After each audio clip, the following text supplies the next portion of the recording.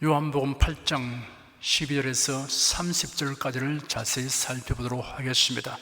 오늘 또 성령께서 우리 각 사람을 은혜와 진리 가운데로 인도하여 주시고 살았고 운동력 있는 말씀의 권능을 풍성하게 체험하게 하실 것을 확신합니다. 12절 한 절 함께 읽겠습니다. 예수께서 또 일러 가라사대 나는 세상의 빛이니 나를 따르는 자는 어둠에 다니지 아니하고 생명의 빛을 얻으리라. 예수님 당시 예루살렘 성전은 몇 개의 구역으로 구분되어 있었습니다. 성전 구역 안에 들었으면 이방인의 뜰이 있습니다. 이방인의 뜰 안쪽에 여인의 뜰이 있습니다. 그 다음은 이스라엘인의 뜰입니다. 유대인 남자들을 위해 구역되어 있습니다. 그 안쪽은 제사장의 뜰이 있습니다. 그곳에 번제단이 있습니다. 제사장의 뜰 앞쪽에 성소와 지성소가 있습니다. 여인들은 제사장의 뜰에 있는 제단에 제물을 드릴 때 외에는 그 이상 안으로 들어가는 것이 금지되어 있습니다. 여인의 뜰에는 줄지어 늘어선 기둥들이 있습니다. 그곳에 13개의 연복교회가 비치되어 있었습니다. 연복교회가 있는 곳에는 끊임없이 드나드는 예배자들로 붐비는 매우 활기찬 장소였습니다. 지금 예수님이 말씀하고 계신 장소는 연복교회 앞이었습니다. 복음서에는 대부분 일이 발생한 순차대로 기록되어 있지만 그렇지 않은 것도 있습니다. 메시지 전달을 적절하게 하기 위한 것인 줄 압니다. 초막절 절기 행사에는 성전의 조명이라고 불리는 의식이 있었습니다. 이 의식은 여인의 뜰에서 행하여졌습니다. 뜰의 중앙에는 커다란 금촛대가 마련되어 있었습니다. 어두워지면 4개의 촛대에 불이 켜졌습니다. 그 강렬한 빛이 예루살렘을 두루 비추고 성전의 뜰은 그 빛으로 밝아졌습니다. 군중들이 그것을 지켜보고 있었습니다. 성전의 불빛이 온 성을 비추어 어둠을 몰아내는 그때 예수께서 나는 세상의 빛이니 나를 따르는 자는 어둠에 다니지 아니하고 생명의 빛을 얻으리라 라고 외치는 장면이 연상됩니다. 예수님은 나는 무엇이다 라는 말씀을 여러 번 하셨습니다. 이런 예수님의 자기의 선언입니다. 내가 무엇이다 라는 선포는 예수님이 자기 정체를 밝히는 가장 효과적인 표현입니다. 예수님은 나는 세상의 빛이다 라고 선포하셨습니다. 이 말씀은 세상은 어두움 가운데 있으므로 빛이신 예수님이 세상에 오셨다는 사실을 알리고 있습니다. 어두움은 죄와 무지와 사탄을 상징합니다. 베드로전서 2장 9절에 기록되기를 오직 너희는 택하신 족속이요 왕같은 제사장들이요 거룩한 나라요 그의 소유된 백성이니 이는 너희를 어두운 데서 불러내어 그의 기이한 빛에 들어가게 하신 자의 아름다운 덕을 선하게 하려 하심이라 하였습니다. 에베소 6장 12절에는 우리의 씨름은 혈과 육에 대한 것이 아니요 정사와 권세와 이 어두움의 세상 주관자들과 하늘에 있는 악의 영들에게 대함이라 하였습니다. 예수님은 이어서 말씀하시기를 나를 따르는 자는 어두움에 다니지 아니하고 생명의 빛을 얻으리라 하였습니다. 생명의 빛이라는 말이 성경 원어 헬라어에는 2가지 뜻이 있습니다. 생명의 근원으로부터 비치는 빛과 사람들에게 생명을 주는 빛입니다. 마치 모든 생물이 태양빛으로 인하여 생명을 얻게 됨과 같이 예수는 생명 곧 영생을 주시는 빛이십니다. 나를 따르는 자는 생명의 빛을 얻는다고 했습니다. 성경학자 윌리엄 바클레이는 따른다라고 번역된 원어에는 5가지의 뜻이 있으며 서로 밀접한 관계가 있다고 설명하였습니다. 군사가 지휘관을 따른다고 하는 경우에 사용합니다. 그리스도인은 군사이며 그의 지휘관은 그리스도입니다. 종이 주인과 동행한다고 하는 경우에 사용됩니다. 그리스도인은 그리스도를 마음과 뜻과 성품과 목숨을 다하여 섬기는 그리스도의 종입니다. 현명한 좋은 자의 의견이나 판단을 받아들인다고 하는 경우에 사용합니다. 예수는 우리에게 보혜사이십니다. 보혜사는 성경의 보호자, 변호자, 조력자, 위로자, 상담자로 번역하였습니다. 그리스도인은 예수님의 뜻을 묻고 그 가르친 대로 살아가는 사람입니다. 도시나 국가의 법률에 복종한다고 하는 경우에 사용합니다. 시민이나 국민은 법을 준수해야 합니다. 그리스도인은 천국 시민입니다. 그러므로 성경에 명시된 법도를 따라 살아갑니다. 교사의 가르침을 따른다거나 연설자의 연설에 찬동한다고 하는 경우에 사용합니다. 그리스도인은 그리스도의 말씀을 경청하고 동의하며 그 말씀대로 살아가는 사람입니다. 예수님을 따르는 사람은 예수님을 바라보고 흠모하는 정도가 아니라 예수님을 떠나서는 살 수 없는 사람입니다. 예수님과 불가분리의 사람이 됩니다. 예수님과 신비로운 연합이 됩니다. 나는 세상의 빛이니 나를 따른 자는 어둠에 다니지 아니하고 생명의 빛을 얻으리라 하였습니다. 예수님을 따르는 사람은 어둠에 속하지 아니합니다. 생명의 빛을 얻은 사람입니다. 어둠에서 빛으로 존재의 본질과 정체가 달라집니다.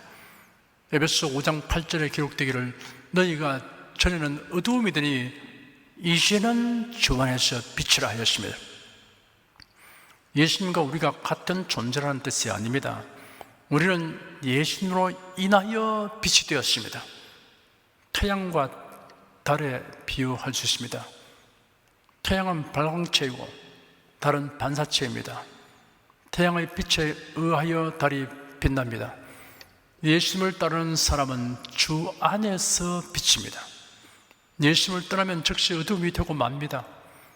전에는 어둠이더니 이제는 주 안에서 빛입니다.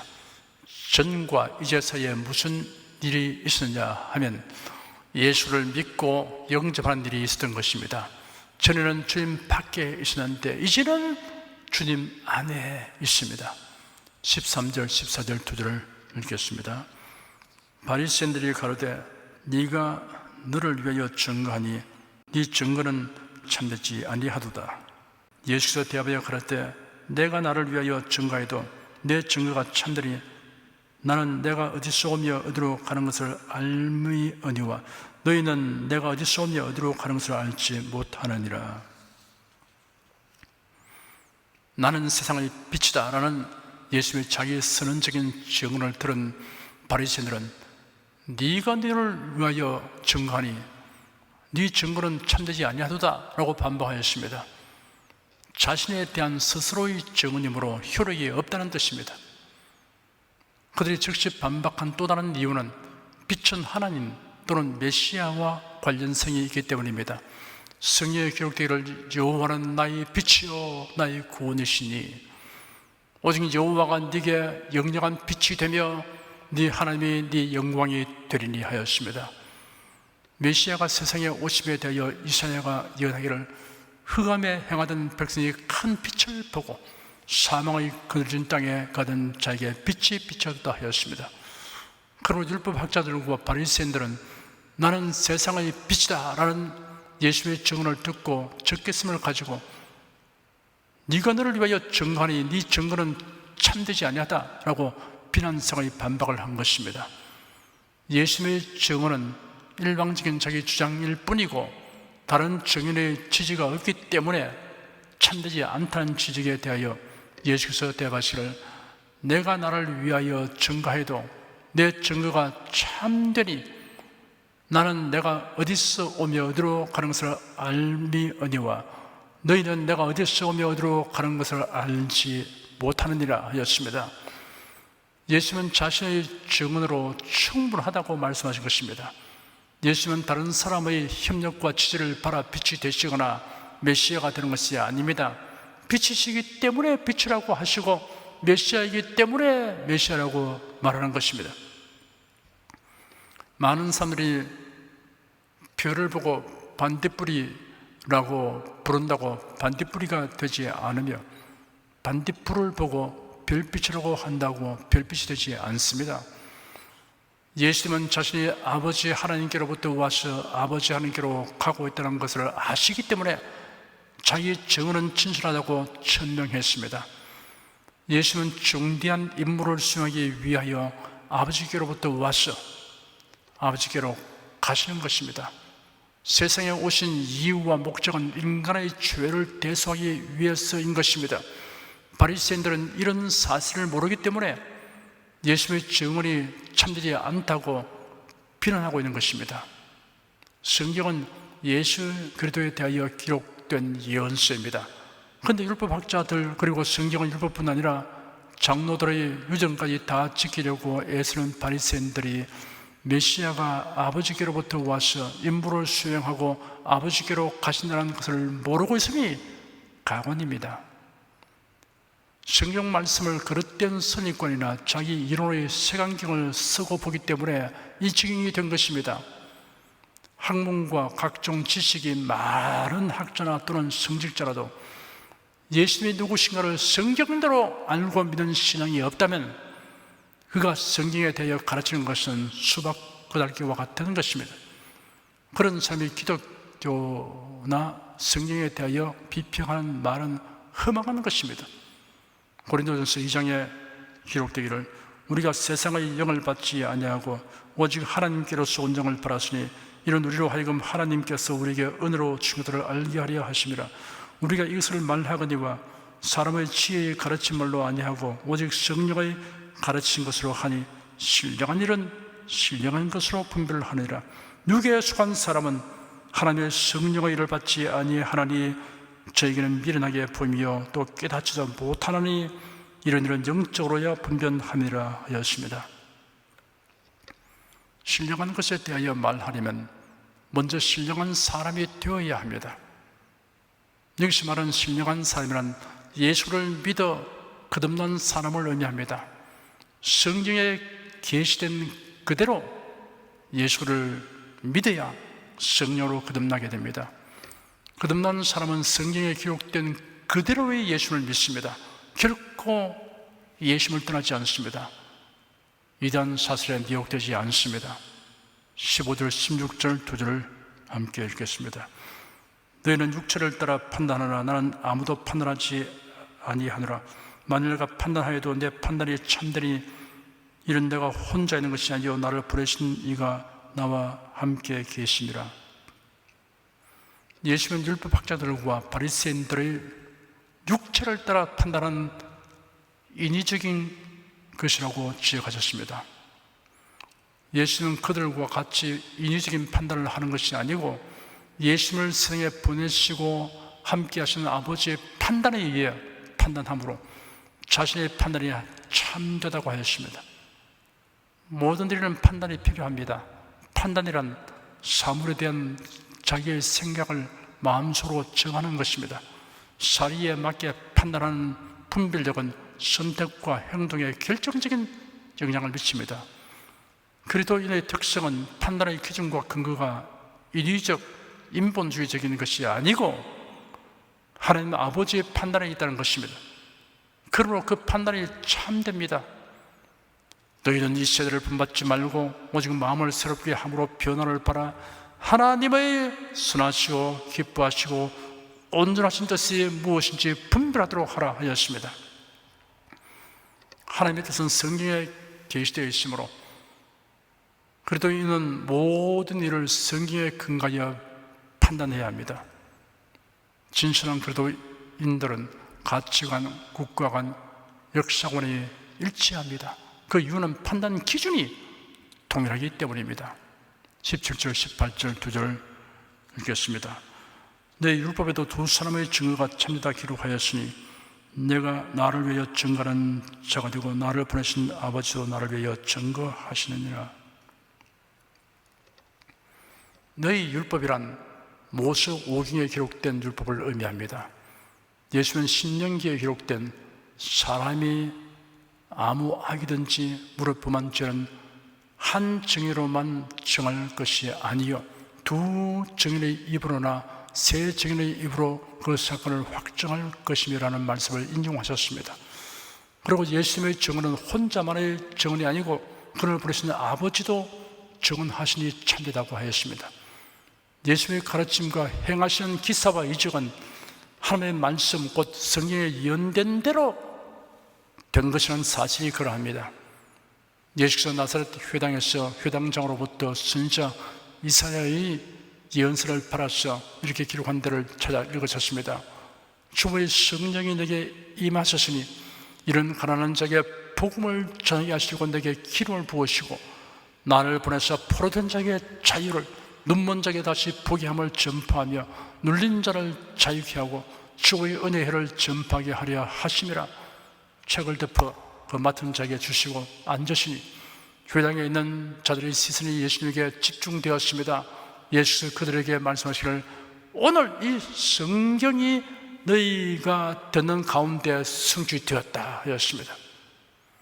성경에 예언된 말씀이 예수님에 의하여 다 이루어지게 하시는 분이 아버지 하나님이십니다. 예수님의 말씀과 행하심이 모두 참되다고 아버지께서 확인해 주신 것입니다. 19절 한 절 읽겠습니다.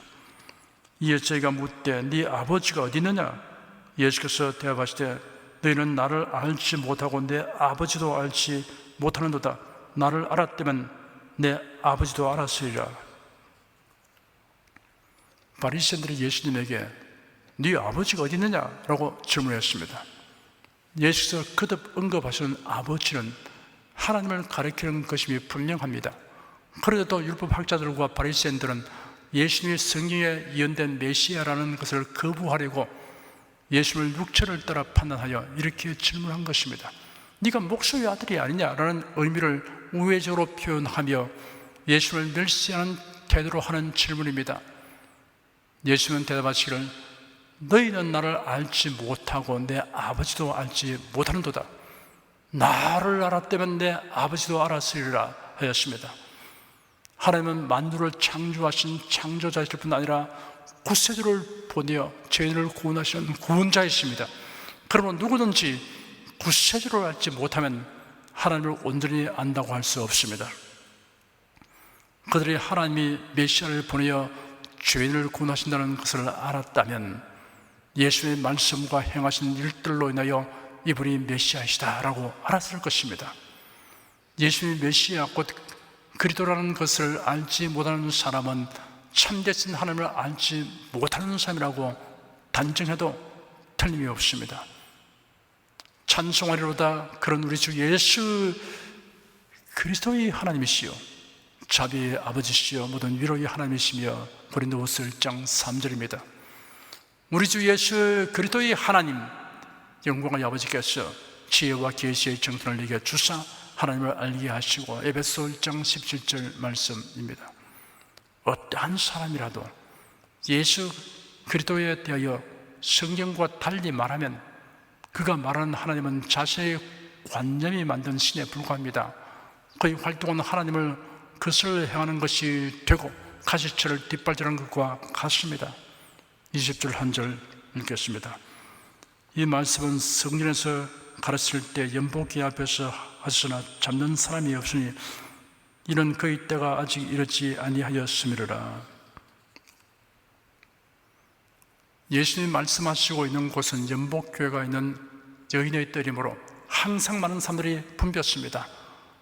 그러므로 수많은 사람들 가운데 노출된 예수님을 체포하는 것이 용이하였지만 그들은 예수님을 체포하지 않았습니다. 이는 아직 하나님이 정하신 때가 되지 않았기 때문이라고 하였습니다. 하나님이 확정하신 것은 그 누구도 그 무엇이라도 변동시킬 수 없습니다. 그러므로 성경의 예언과 약속을 믿고 살아가는 사람은 가장 지혜로운 사람입니다. 안심하고 담대하게 살아갈 수 있습니다. 항상 희망을 가지고 살 수 있습니다. 21절에서 24절까지 읽겠습니다. 다시 이르시되 내가 가리니 너희가 나를 찾다가 너희 죄 가운데서 죽겠고 나의 가는 곳에는 너희가 오지 못하리라. 유대인들이 가로되 저가 나의 가는 곳에는 너희가 오지 못하리라 하니 저가 자기를 하려는가. 예수께서 가를 때 너희는 안에서 났고 나는 위에서 났으며 너희는 이 세상에 속하 있고 나는 이 세상에 속하지 아니하였느니라. 이러므로 내가 너희에게 말하기를 너희가 너희 죄 가운데서 죽으려 하였느라. 너희가 만일 내가 그인 줄을 믿지 아니하면 너희 죄 가운데서 죽으리라. 예수께서 그들에게 말씀하시기를 내가 가리니 너희가 나를 찾다가 너희 죄 가운데서 죽겠고 너희 가는 곳은 너희가 오지 못하리라 하였습니다. 너희가 나를 찾다가 라는 말씀은 그들이 예수를 메시아가 아니라고 생각했기 때문에 그들 나름대로의 메시아를 기다린다는 뜻입니다. 그러다 결국 죄 가운데서 죽음을 맞게 되고 주님의 나라에 들어가지 못하게 된다는 의미입니다. 그들은 자신들이 아브라함의 자손님으로 당연히 천국에 간다고 생각하고 있었습니다. 그런데 예수님이 그들에게 나의 가는 곳에는 너희가 오지 못하리라 하니 그러면 자기를 하여 지옥에 가는 것이냐라고 빈정거렸습니다. 예수님은 자신이 하늘에서 왔으며 세상에 속하지 아니한 반면 바리새인들의 출처와 소속은 세상이라고 지적하셨습니다. 그리고 죄 가운데서 죽게 된다고 말씀하셨습니다. 그리고 예수님을 메시아로 믿지 아니하면 그들이 죄 가운데서 죽게 된다고 재차 천명하셨습니다. 내가 너에게 말하기를 너희가 너희 죄 가운데서 죽으리라 하였노라. 너희가 만일 내가 그인 줄 믿지 아니하면 너희 죄 가운데서 죽으리라. 이처럼 예수님이 반복하여 강조하는 말씀을 들었어도 그들은 믿지 않았습니다. 죄 가운데서 죽기로 작정된 자는 어떻게 해도 예수를 믿지 아니합니다. 25절에서 30절까지 읽겠습니다. 저희가 말하되 네가 누구냐? 예수가 가르되 나는 처음부터 너에게 말하여 온 자니라. 내가 너희를 대하여 말하고 판단할 것이 많으나 나를 보내신 네가 참되심에 내가 그에게 들은 그것을 세상에서 말하노라 하시되 저희는 아버지를 가리켜 말씀하신 줄을 깨닫지 못하더라. 이에 예수께서 가라사대 너희는 인자를 든 후에 내가 그인 줄 알고 또 내가 스스로 아무것도 하지 아니하고 오직 아버지께서 가르친 대로 이런 것을 말한 줄도 알리라. 나를 보내신 이가 나와 함께 하시다. 내가 항상 그의 기뻐하신 일을 행함으로 나를 혼자 두지 아니하시느니라. 이 말씀을 하시면 많은 사람이 믿더라. 그들은 궁금증이 더해갔습니다. 그래서 예수님을 향하여 네가 누구냐라고 물었습니다. 네까지 것이? 라는 경멸적 질문입니다. 내가 처음부터 네게 말하지 않았느냐? 내가 너에게 대하여 말할 것과 판단할 것이 많으나 나를 보내신 이가 참되심으로 나도 그에게 들은 이것들을 내게 말한다라고 예수께서 대답하셨습니다. 그러함에도 그들은 예수님이 거듭 언급하는 나를 보내신 이가 아버지 하나님을 가리켜 일컫는 것임을 여전히 깨닫지 못했습니다. 너희는 인자를 들어 올릴 때야 내가 그인 줄 알게 되고 또 내가 스스로 아무것도 하지 않고 다만 아버지께서 내게 가르치신 대로 이것들을 말한다는 것을 알게 될 것이다 라고 예수께서 말씀하셨습니다. 그리고 이어서 말씀하시기를 나를 보내신 이가 나와 함께 하시다. 내가 항상 그의 기뻐하신 일을 행함으로 나를 혼자 두지 아니하시니라 하시니 그게 모인 자들 중에 많은 사람이 예수를 믿었습니다. 그러나 이들은 그 믿음을 오래 유지하지 못했습니다. 예수님이 체포되고 고난받게 되자 믿음을 내버렸습니다. 죄사함과 영생과 천국이 얼마나 귀하고 중요한 것을 알고 이런 예수 그리스도를 변함없이 믿고 사랑하는 성도에게만 주시는 은혜라는 것을 철저히 깨달아야 합니다. 그렇지 않으면 처음의 감동은 오래 지속되지 못하고 어느 순간 신앙생활이 침으로 자유로운 활동을 억제하는 장애물로 여겨지게 됩니다. 그래야 그만 세상 풍조에 떠밀려 가고 믿음은 추풍 낙엽처럼 되고 맙니다.